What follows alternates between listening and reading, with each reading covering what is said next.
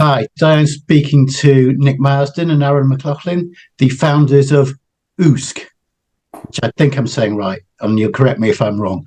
No, that is correct. The kind of makers and suppliers of ski wear. Also, they also do now swimwear and gym wear, but the main focus is ski wear. I believe you started out in 2014. Yeah, that's correct. Nick and I went to university together, and we used to go on group trips after uni and buy some old ski suits off eBay that for like a gaper day sort of thing. They weren't waterproof or breathable, and they smelled like been in the attic for 20 years. So we one year decided we could do it better and sort of started from there. I mean, you started off with one product, ski pant, but then you kind of moved into kind of the jackets and everything else as well, the bibs. Yeah, that's right. We started off with ski suits actually, sort of 80s, 90s inspired, and then have just grown the collection sort of year on year from there. Started with some après jackets that weren't really designed for skiing, and they were really popular. So we then sort of moved that on and developed the materials and everything behind them, and went from there. I mean, sustainability is a big aspect of your line. I believe they're all made from recycled plastic bottles. Yeah, they we basically decided 2 years into our journey to rebrand to Oosk and make everything from sustainable materials. So all of the ski suits are made from recycled plastic bottles, and there's about 100 plastic bottles in every ski suit.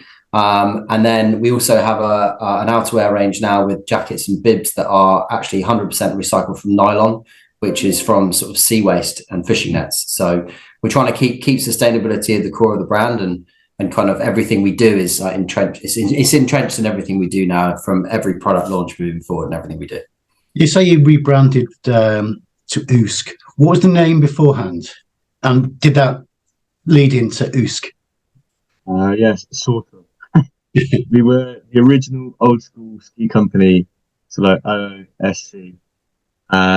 But we sort of Oost in the beginning, but it was meant to be the sound of a fist pump, and the original logo, and then it sort of moved on a bit from that. The branch into other sports, we got rid of the ski side of it, so it's ski, swim, gym, everything. So how do you come up with them? I mean, I've seen your ski suits, and I think quite a lot of people would have seen them as well. How do you come up with the colourful designs? I mean, who are your designers? Do you go, right, we just want to make people, when we're on the ski slopes or an après, people will see our stuff and go, that's Oosk? So we've got in-house designer, and I basically scour the internet, 80s, 90s inspiration, and then we sort of take that and make it more on brand, to just so it has that sort of unique Oosk look, basically. I mean, obviously, do you run them by anybody beforehand, or do you just go, yeah, that's what we're going for? We've got some WhatsApp groups of extended groups of friends that we'll send them into and ask people to pick their favourites, and we got a team of 10, so we sort of put it out into the team groups as well and ask people to pick their favourites and cut off ones that aren't as popular. And then because we've got 7 years now of history of sales, we can see what styles we did that went well, so we know the sort of theme to follow. Do you have any ambassadors who go out and promote your line of ski wear? Nick? Yeah, we do. We have a mixture, really. We have your traditional, influencers.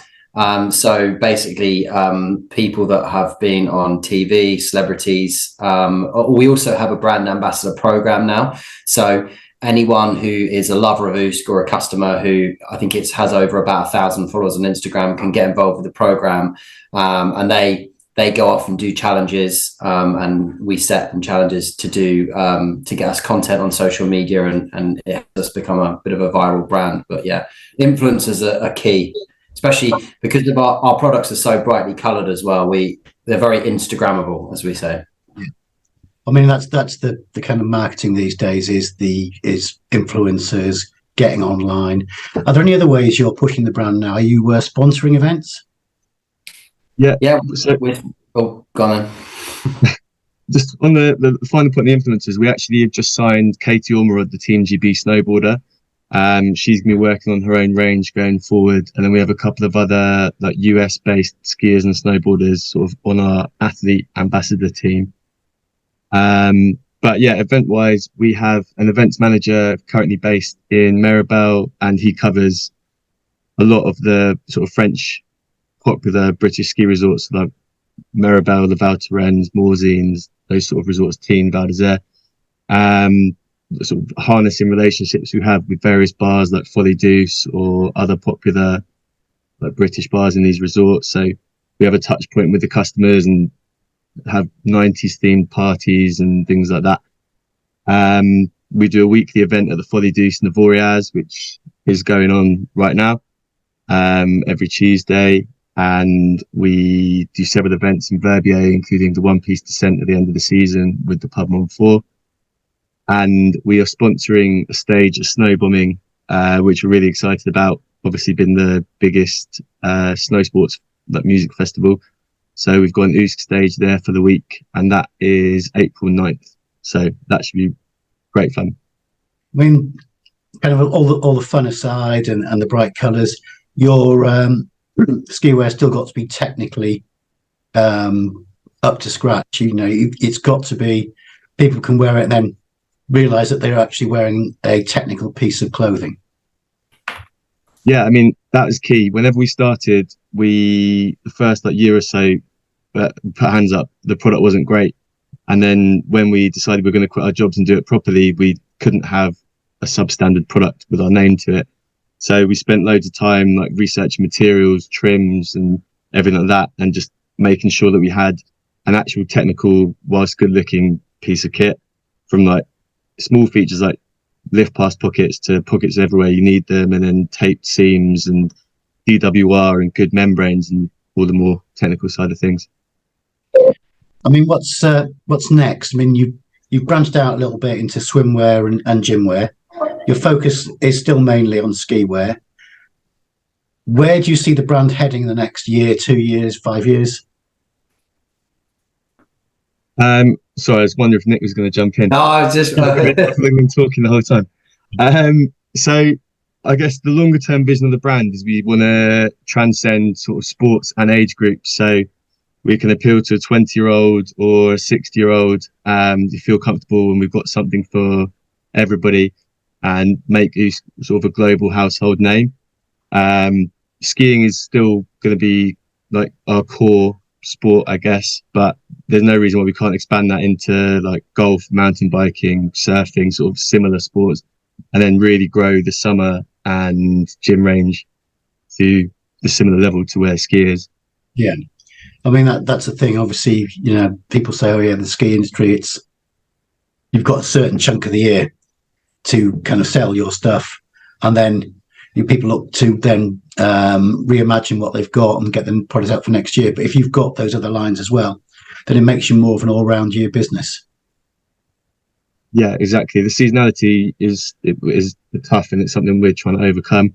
We do manage to, we're lucky in that because our brand's quite unique, we sell a lot to Australia and New Zealand as well through our summer, which has been great, and that's growing year on year. But definitely getting those other things to remove that seasonality is key to our future growth. So any new products coming out imminently? What have we got? So ski wise, we've got some new like women's and men's puffer jackets, and sort of tight chic tight fit women's pants as well, sort of a combination between race pants and normal ski pants. So they're really cool. We've got 8 new suits we're bringing out, and then we are working on some 3-layer products, but that'll probably be 24, 25 that we bring those out. Well, that's great. I mean, that's the thing. If you can keep moving forward, that's brilliant. And as you say, will you be looking at 90s range after the 80s, or is that a bit too, hooded tops and things like that? I guess it's at the moment, like if you speak to a 20-year-old, the 90s seems like a different hundreds of years ago to them. So yeah, there's no reason why we can't harness some of that magic as well. Yeah. Yeah, I think Andre Agassi tennis 1990. That's kind of what we're going for. No, that's great. Well, thanks, boys. That's very good. It was nice talking to you, and I wish you all the best in the future. And I hope all your the stage goes well, and Usk gets bigger and better.